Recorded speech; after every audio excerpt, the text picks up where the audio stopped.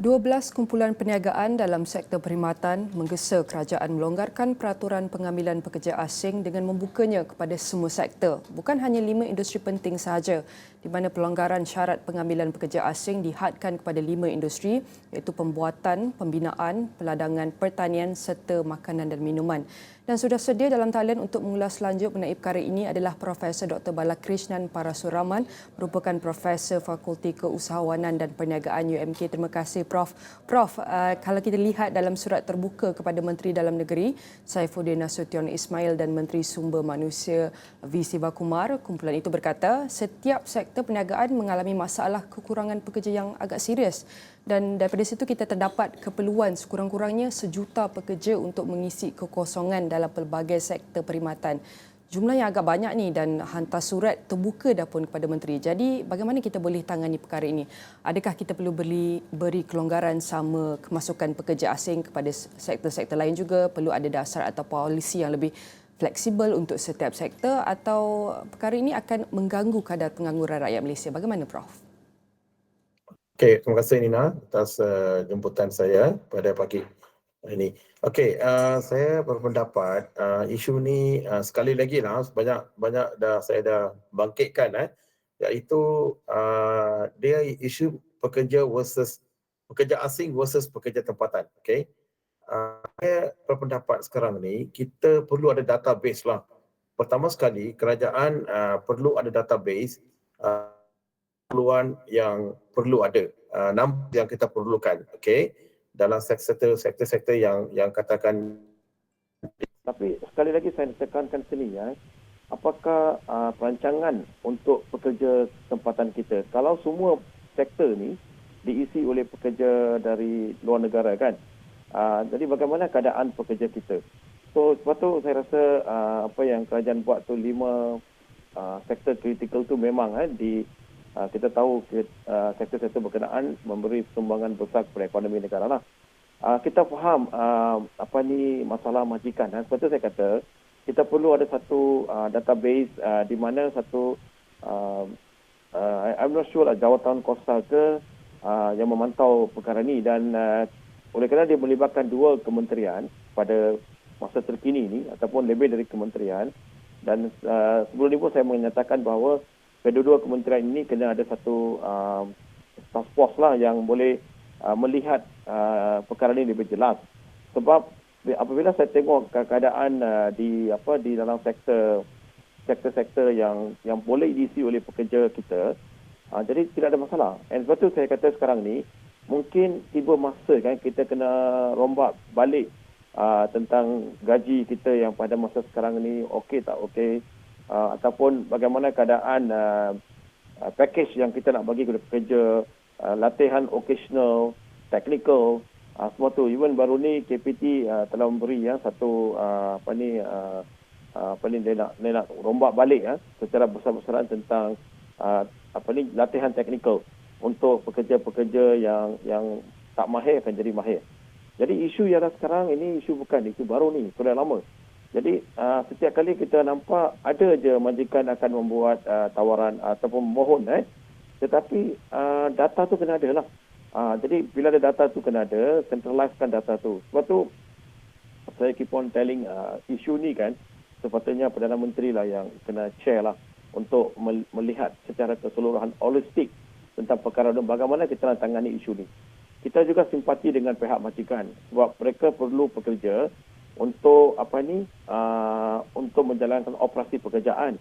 So selagi mereka tidak ada numbers dalam sektor-sektor berkenaan, jadi mereka macam mana mereka nak meluruskan, terutama sekali sektor swasta. Sebab kita punya income ni kebanyakannya datang daripada sektor swasta yang banyak sumbang dari segi cukai dan sebagainya.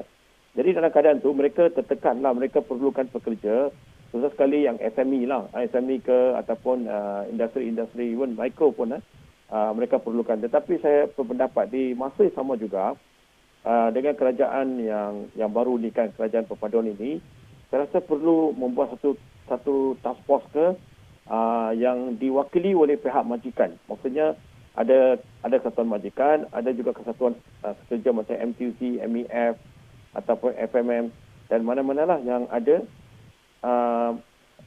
kita perlu ada isu ini ditangani dengan cara yang lebih lebih tersusun, sistematik dan akhirnya boleh jadi penyelesaian. Kalau tidak, kita rasa perkara ni macam keep on datang tau. Saya tengok sudah banyak kita nampak pekerja asing ini macam tidak ada dalam penyelesaian. Baik kita tengok benchmark dengan negara-negara lain seperti bagaimana macam Korea menangani isu ni. Jadi saya bukan mengatakan sebab you tengok satu bila kita ada polisi gaji minimum adalah salah satu ialah mengurangkan pekerja asing. Very clear. Tetapi bila kita nampak sekarang polisi itu macam tidak kena pula. Dia pula menjadi macam tak begitu penting kan, betul tak? Tapi itu national policy. Jadi salah satu ialah kita menarik pekerja kita datang ke Malaysia ni, study betul-betul apakah pekerja kita tidak ada ataupun ada satu batasan yang boleh menghalang pekerja kita masuk pasaran-pasaran berkenaan ataupun policy package HR yang tak begitu clear, yang kita lebih orientasikan kepada pekerja labor intensif daripada kita pergi capital intensif ke ataupun kita nak pergi ke arah technological dan sebagainya. Sebab itu saya kata tiba masa juga kita melihat semula kepada Kementerian Sumber Manusia, lihat tentang gaji, package dan kemudahan-kemudahan yang boleh diberi kepada. Jadi saya ucapkan terima kasihlah baru-baru ini Kementerian Sumber Manusia kerajaan kita Malaysia telah pun Akta Pekerjaan 55 telah akan dilaksanakan 1/1/2023 di mana akta ini banyak memberi kebahagiaan. Setelah bayangkan Nina, walaupun kita bagi tu masih lagi mereka kata kurang pekerja, jadi there are something to be studied lah. Saya rasa satu kajian besar-besaran perlu dilakukan antara kehendak pasaran, kehendak majikan yang mengatakan selalu tidak ada pekerja dan juga kehendak tengok dari segi polisi yang sedia ada dan juga kena lihat balik pekerja yang kita ada. Apakah masalah itu, di mana titik permulaan? Adakah masalah itu terletak di sebelah pekerja ataupun masalah terletak kepada polisi ataupun terletak kepada majikan sendiri? Jadi saya rasa data tak cukup, data tidak ada. Bila ada kita centralize data ni, maka kita boleh buat satu perancangan yang lebih baik. Sebab tu saya kata ini perlu ada dasar ni, perlu ada di peringkat kebangsaan yang perlu duduk dan melihatlah. Jadi kita juga perlukan pakar-pakar daripada ekonomi dan sebagainya duduk bincang dan tengok balik apa yang sebenarnya berlaku. Di manakah akar umbi masalah itu wujud. If not, we will talk about this issue again. Tak ada penyelesaian. Dan we have simpati dengan pihak majikan. Kita juga simpati kepada pekerja kita tempatan. Dan kita juga simpati dengan pekerja datang dari luar negara, datang ke Malaysia. Kalau mereka tidak dilayar dengan baik, kita juga kena jawab kepada badan antarabangsa seperti pertubuhan antarabangsa lah, ILO dan sebagainya. Jadi untuk Malaysia nak jadi sebuah negara maju dan progresif, saya rasa kita kena tengok balik faktor-faktor yang menyebabkan mereka tak nak masuk dalam labour market dan juga polisi. Seperti saya dah banyak kali mengatakan, sumber manusia yang baik, sistematik boleh disusun, dilatih itu datang daripada KPM dulu, daripada sekolah, kindergarten lagi. Jadi lepas KPM baru pergi KPT dan lepas tu KSM, lepas tu baru melibatkan Kementerian Dalam Negeri. So Kementerian Dalam Negeri ini hanya dia lebih kepada immigration dan sebagainya lah. Tapi yang mainkan peranan penting ialah dalam Kementerian Sumber Manusia dan Kementerian Pendidikan Tinggi dan juga peringkat pendidikan sekolah. So that's how we have to look at the future lah. So kalau kita tidak menangani masalah itu sekarang, itu akan jadi lebih parah kerana ekonomi kita sekarang selepas pembukaan after post pandemic maka bisnes telah slowly dia akan bertumbuh dengan baik dan ini satu tanda yang baiklah. Tapi human manpower penting. Kalau tak ada manpower, macam mana syarikat nak meneruskan itu? Jadi kita kena respon jugalah dengan apa yang ada tadi, tapi kita juga kena lihat kepada pekerja-pekerja kita. Kita risau juga dengan even Kementerian Belia dan Sukan. Saya rasa Kementerian Belia ni, Sukan ni jangan asyik pasal sukan saja. Dia juga kena lihat kepada kepentingan belia-belia kita yang lepas sekolah, di mana mereka nak pergi. Jadi dia pun ada juga, dia juga mainkan peranan penting Kementerian Belia dan Sukan sebab dia juga termasuk dalam sistem labour market kita. Jadi semua kena menggembeling tenaga lah. Kita tak boleh masing-masing ada polisi tersendiri tapi tak centralized. Dan ini akan jadi isu nanti, banyak isu yang kita mungkin ada berlaku pembaziran dari segi kewangan, dari segi tenaga dan sebagainya. Jadi biar satu polisi yang unggul yang di mana kita tangani. Sebab kita nampak kan isu ni bukan 1-2 tahun, sudah lama berlaku ni. Sudah lebih dekat 20 tahun kita masih lagi cakap tapi kita nampak macam tak ada solution. Kerajaan boleh bertukar, itu isu lain. Itu tidak ada masalah. Tapi yang duduk dalam polisi ini kita perlu lihat. Cuba kita tengok negara-negara lain, luar negara macam negara-negara kat Eropah, Scandinavian, Australia dan US. Dia bertukar kerajaan tapi polisi itu memang clear. Dia kita jangan ubah polisi. Jadi sekarang sekali lagi saya juga mohonlah jasa baik semua menteri-menteri yang dilantik itu duduk satu meja dan bincang balik how to tackle. Mungkin kementerian belia ada sukan tengok balik pekerja tempatan, sumber manusia pun tengok juga ke tempatan, dan kementerian-kementerian macam dalam negeri dia tengok balik isu tentang immigration dan sebagainya, dan juga planning lah for manpower yang lebih unggul. Jadi ada beberapa tahap-tahap pendidikan dan bukan semua orang nak masuk universiti, bukan semua orang nak masuk, tapi dengan ada pendidikan technical, vocational, saya rasa boleh kita tangani. Dan dengan ada kemahiran tu, gaji perlu dibayar mengikut kemahiran mereka lah. Tetapi pekerja juga kena sedar, bila kita masuk ke dalam suatu syarikat tu, mereka kena bekerja lah. Jadi kalau kita bekerja dengan ikhlas dan tulus dan sebagainya, maka majikan sebagai yang bertanggungjawab kena bayar. Jangan majikan tak bayar kan. Jadi kita kena tengok di titik permulaan di sini ialah kerajaan ialah sebagai facilitator dalam isu ni. So kalau kita tak boleh tangani dari awal lagi ni, kita akan bincang lagi. Saya tengok isu ni keep on coming. So untuk sementara ini kita kena buat satu kajian, banyak dah buat. Cuma lihat balik kajian penolakan dan penarikan pekerja tempatan. Apa isu dia? Memang tidak ada ke pekerja seperti yang diawarkan oleh pihak majikan. Betul ke kita tidak pekerja tempatan yang tak suka masuk? Ataupun apa isu dia? Di mana kita berlaku suatu titik yang permulaan, apa yang perlu kita batasan tu boleh dilonggarkan lah. Prof, seperti yang Prof kata tadi, kita perlu duduk balik, berbincang balik, dan ini bukan isu perkara lama dan kita perlu mempertikatkan, memperkukuhkan juga dasar dan polisi sedia ada, kerana ada yang mengatakan dengan surat terbuka ni menandakan bahawa dasar polisi sedia ada ini tidak praktikal. Kita perlu mengambil kira dengan iaitu jangkaan lonjakan ketibaan pelancong, industri perkhidmatan yang akan menjadi di barisan hadapan untuk penuhi pertubuhan permintaan daripada industri pelancongan. Jadi kalau kita nak beri kelonggaran yang adil kepada setiap sektor sekarang ini, adakah ini akan makan kos dari segi kerajaan ataupun kerajaan sendiri kekurangan sumber untuk melaksanakan perkara ini? Memang saya fikirlah kekurangan sumber itu memang ada, Nina, sebab manpower tak cukup untuk handle isu ni. Tapi kita juga kena faham ini adalah agenda negara. Bila cakap agenda negara ni, kita perlukan juga ditambah manpower. It's not issue manpower actually. Sekarang ni isu adalah satu dasar kita memang ada. Bukan tak ada, semua ada.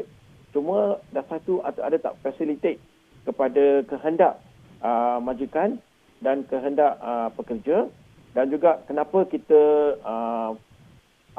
kenapa kita sangat-sangat memasukkan pekerja dari, adakah sehingga kos untuk menggaji pekerja luar pun sangat tinggi, bukan rendah banding dengan pekerja tempatan.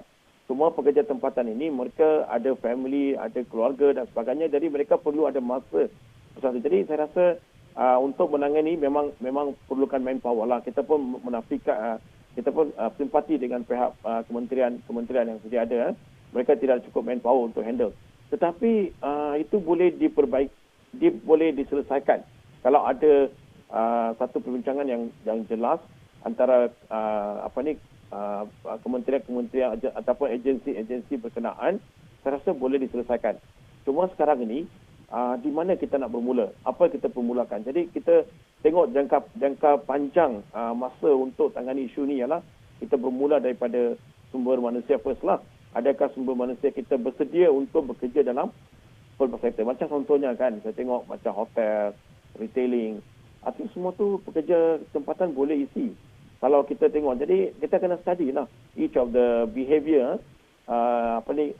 kelakuan ataupun behaviour of the local employees. Kenapa mereka buat demikian? Even kita dah buat akta dah ubah, kita pun bagi banyak kemudahan, gaji minimum sudah bayar 1,500. Tapi masih juga ada isu dalam hal ini. Jadi something kita kena tengok balik semula. Jadi tapi keseluruhan saya kata kerajaan telah pun ambil banyak inisiatif lah. Saya itu tak nafikan. Mereka pun sedaya upaya untuk contohnya untuk bawa pekerja dari luar negara. Sekarang mereka telah longgarkan kemasukan dengan sistem yang ada centralized, dan sekarang Kementerian Sumber Manusia diberi tugas itu. Jadi nampak banyak hal-hal yang baru mereka telah lakukan. Di samping itu kita punya petaruh ialah majikan. Jadi mereka juga jadi kita kena study betul-betul numbers yang kita perlukan dan kenapa mereka perlu ambil pekerja ini dan apakah jadi pada pekerja tempatan. So it's issue like pekerja asing versus pekerja lokal lah. So saya rasa pekerja kita ni saya rasa baik, antara terbaik. Bukan saya kata kita punya belia-belia ni boleh dijaga dengan baik, mereka akan jadi, tapi cuma apa yang mereka perlu, aspirasi mereka dan sebagainya. Itu yang kita perlu tengok balik, Nina. So saya rasa manpower memang tak cukup dalam sumber itu, tapi boleh diselesaikan kalau kita ada satu dan juga tengok benchmark luar negara yang telah berjaya dalam ini. Kita kena study balik, bukan kita nak bawa direct daripada polisi ke negara kita, cuma kita boleh nampak boleh dipakai guna di Malaysia dan ubah sesuaikanlah. Dan kedua, kita pun jangan banyak masuk illegal lah. Itu kita kena mengelakkan. Kita kena bawa yang legal. Tapi numbers kita kena kontrol. Kalau tidak, persoalan adalah macam mana gaji minimum tu kita nak ada polisinya untuk jadi. Nanya nampak tak? Sini ada satu polisi begini. Lepas tu ada satu lagi polisi lain pula. Jadi macam ada satu pertindihan. So that's why I need, I suggested lah dari awal lagi yang amat berhormat Perdana Menteri lah yang boleh. Dia bukan PM akan bawa semua kerja. At least PM nampak benda ni penting lah untuk, sebab dia akan melibatkan luar negara dan sebagainya. So we have work as a team. Even pakar-pakar kat peringkat universiti, pakar ekonomi, industri, and all of us must menggembering tenaga untuk menyelesaikan masalah ini. That's why satu jawatankuasa yang penting di ini untuk melihat. Jangan banyak jawatankuasa tapi kita bincang tapi tidak ada praktikal. Kadang-kadang banyak kita buat jawatankuasa tapi dia punya outcome based tidak ada. We want outcome based. How to solve the problem. Where to solve the problem. So ada problem, solution. Kita tengok solution penting. We go for solution. So itu pandangan saya awal lah, Nina. Baik Prof, kalau kita lihat bajet 2023 akan dibentangkan pada 28 Februari, tidak lama lagi pada bulan ini, dan kita dapat saksikan permintaan untuk mengisi peranan terbuka memacu perlumbaan global untuk buruh, dan satu cara untuk syarikat kekal berdaya saing adalah melalui menggaji kaki tangan migran ini. Jadi bagaimana menerusi bajet 2023 untuk kita sediakan pelan yang strategik? Bagaimana kita nak sediakan pendidikan, kemahiran dan peluang ekonomi yang lebih baik menjelang 2030 ini, Prof? Okey. Nina, yang ini kita kena bajet ni saya tengok every year ada juga kepada tumpukan kepada belia pendidikan vocational dan sebagainya. Cuma sekarang isu ialah kita macam mana kita gunakan kemudahan yang sedia ada. Contohnya college community, politeknik dan sebagainya. Adakah pekerja kita lepasan tu dilatih? Dan kita pun ada HRD Corp dan sebagainya. So macam mana kita lihat bajet yang diluluskan tu, ada tak impact outcome based, ada tak impact kepada pekerja berkenaan. Okey, contohnya seorang pekerja mungkin dia dah lama kerja ataupun dia baru nak masuk alam pekerjaan, di mana kita nak train mereka, dalam bidang apa mereka train. Kita kena faham aspirasi mereka, di mana mereka nak pergi. Kalau kita cakap saja suruh mereka buat bisnes dan duit kita bagi, lepas tu duit itu tidak ada kesan. Jadi saya rasa sekarang kita ada kemudahan dalam satu Malaysia. Dan kemudian ini juga di bawah KPT dan juga dia kena bersama dengan KSM. Kedua-dua bekerjasama dan kita boleh melahirkan ramai pekerja-pekerja mahir. When you talk about pekerja mahir, separuh mahir, maka emolument, gaji dan package juga akan diubahsesuaikan. Sebab apabila mereka mahir atau separuh mahir kan masuk dalam alam pekerjaan dan mereka boleh membawa satu perubahan lah terhadap pekerja sendiri. Mereka akan gunakan pengalaman mereka sebagai technical knowledge dan juga general knowledge itu, kombinasikan dan mereka boleh ini. Jadi kita boleh nampak latihan sedia ada ni, kita perlu tengok balik. Itu isu graduan lain lagi lah. Kita nak bincang lagi lah tu. Tapi yang occasional school, yang peringkat sekolah lagi, kita kena tentukan di mana mereka pergi.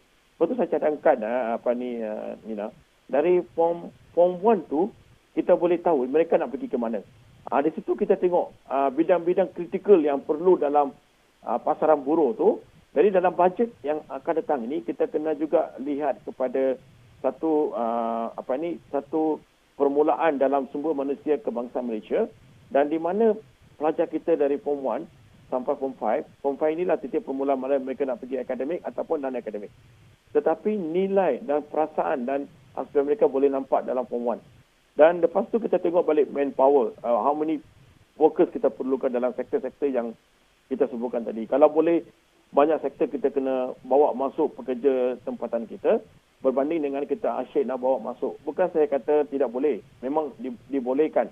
Sebab tu kerajaan bagi 5 sektor utama itulah, sebab itu yang kritikal sangat.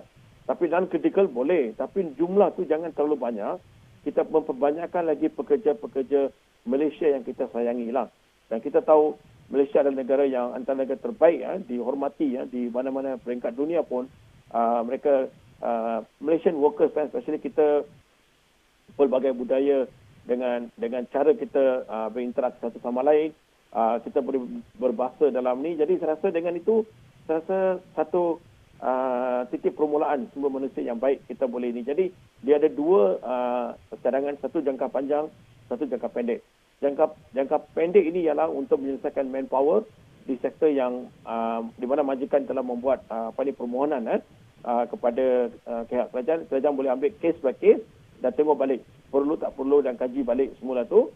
Dan kedua pula jangka panjang untuk pembangunan sumber manusia yang sistematik, teratur untuk mengkayakan lagi pekerja tempatan. Jadi dalam bajet ni saya sangat-sangat juga melihat satu jawatankuasa yang cukup kuat diwakili oleh semua pihak, termasuk kerajaan, termasuk pihak majikan, satu kesetujuan kerja dan juga pakar-pakar ekonomi, pakar-pakar sumber manusia dan sebagainya untuk melihat balik di mana. Jadi kitalah yang kena bagi pandangan, tapi jangan just pandangan saja. Dia kena ada action oriented. Dia kena ada orientasi yang jelas. Dan kita kembalikan, saya cakap tadi, banyak kementerian termasuk Kementerian Belia dan Sukan, KPT, KPM dan juga KSM dan juga Kementerian Dalam Negeri, apakah peranan mereka dan sebagainya. Jadi bila kita buat macam tu, saya rasa masing-masing akan bercakap dalam satu bahasa saja tentang pekerja asing ini. Bukan cakap satu language. Maksud saya, Nina, satu language. Jangan kita masing-masing keluarkan statement dan sebagainya, tapi kita arahkan satu saja, iaitu nak keluarkan sumber manusia berkualiti yang baik dan dihormati, dan mereka juga dapat gaji yang baik dan mereka juga boleh bantu keluarga mereka dan Malaysia sebagainya. Jadi di situlah kita asyik ambil pekerja luar, lepas tu kita menidakkan pekerja tempatan kita. Jadi dia akan jadi masalah ini, Nina, masalah social problem akan wujud di kalangan pekerja kita sendiri. Sudah tentu, Prof, masih banyak usaha yang perlu dilakukan bergerak ke hadapan. Dasar dan polisi seperti yang Prof kata harus lebih jelas dan diperkukuhkan lagi agar kita dapat memenuhi keperluan tenaga kerja yang segera dalam sektor ekonomi. Sekali lagi saya ucapkan terima kasih kepada Profesor Dr. Balakrishnan Parasuraman, merupakan Profesor Fakulti Keusahawanan dan Perniagaan UMK.